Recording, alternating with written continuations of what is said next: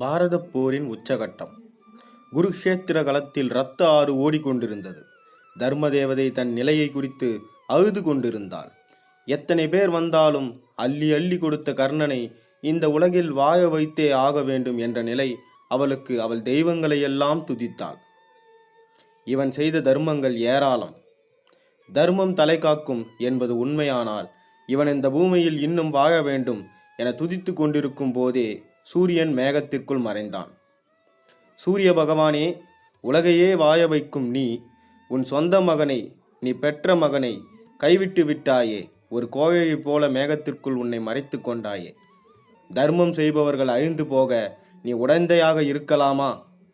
உன் மகனின் அழிவுக்கு காரணமானவர்களை நீ சுட்டெரிக்க வேண்டாமா? அவள் புலம்பித் தண்ணினாள். அர்ஜுனன் இந்த நிகழ்ச்சிகளை கவனித்துக் கொண்டிருந்தான். அவனுக்கு உள்ளுக்குள் பொறாமை. தனது எதிரிக்கு இவ்வளவு புகை மாலையா? நான் எத்தனை பேரை அடித்து நொறுக்கி இருக்கின்றேன். நான் வில்லெடுத்தால் உலகமே அஞ்சி நடுங்குகிறது. இருப்பினும் எனக்கு இல்லாத பெயரும் புகையும் போர்க்களத்திலே அடிபட்டு சாக கிடக்கிறவனுக்கு கிடைக்கிறது. அவனது முகபாவத்தை கொண்டே அவனது எண்ண ஓட்டத்தை யூகித்து கொண்டார் கிருஷ்ண பரமாத்மா. பார்த்திபா, உன் பானங்கள் முழுவதையும் கர்ணன் மீது எழுதிவிட்டாய். உன்னுடைய ஒரு பானமே மற்றவர்களின் உயிரை குடித்து விடும்போது கர்ணனின் உடம்பெல்லாம் பானத்தை எழுதும். தர்மம் அவனை காத்து நிற்கிறதே என எண்ணுகிறாய்.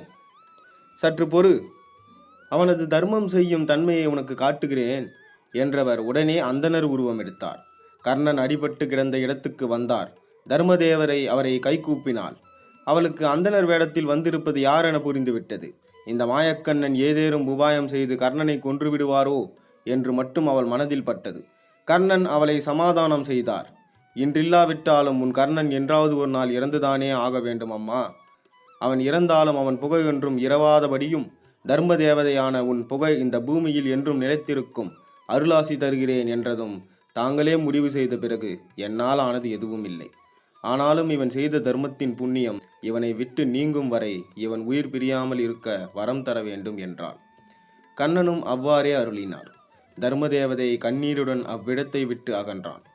பின்பு கண்ணன் காயத்தால் துன்பட்டு கொண்டிருந்த கர்ணனின் அருகில் சென்றார். அவனை உற்று பார்த்தார்.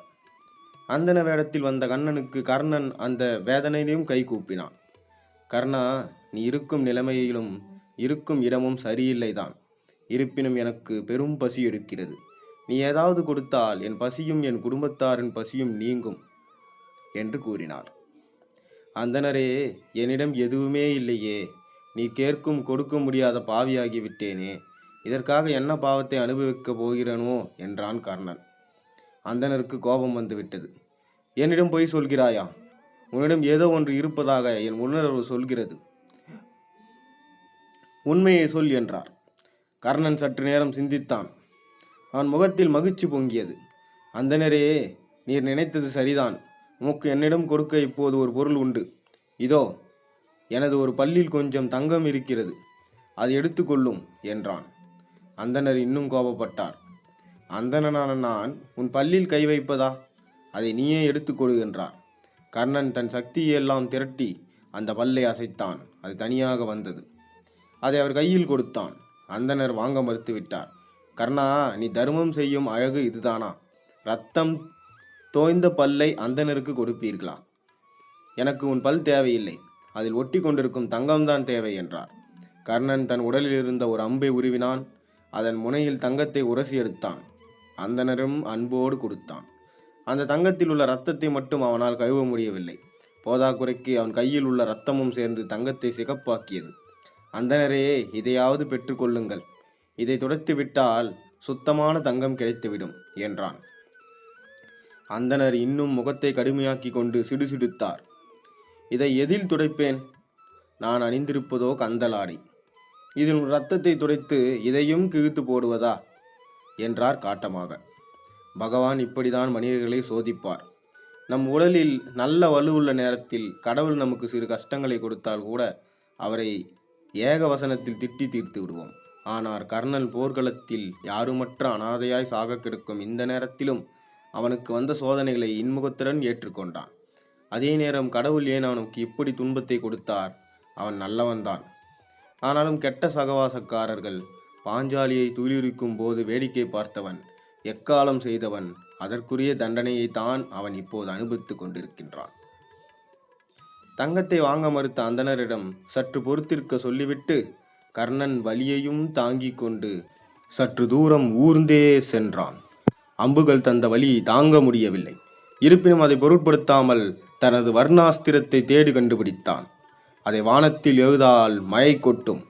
தோளில் தொங்கிய தனது வில்லை எடுத்து கையின் முட்டிப்பகுதியில் நானே இழுத்து பிடித்தான்.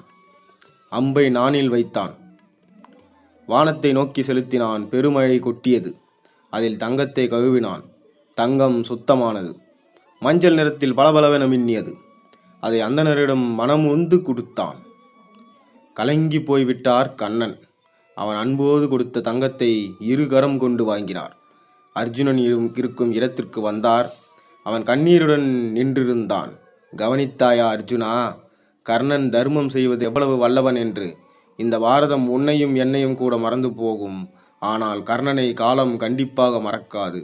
அவனை போன்ற உத்தனவர்கள் இனி உலகில் பிறப்பது அரிதாகும் என்றார். இதனால்தான் கர்ணன் இன்றும் நம் மனதில் வாழ்கிறான்.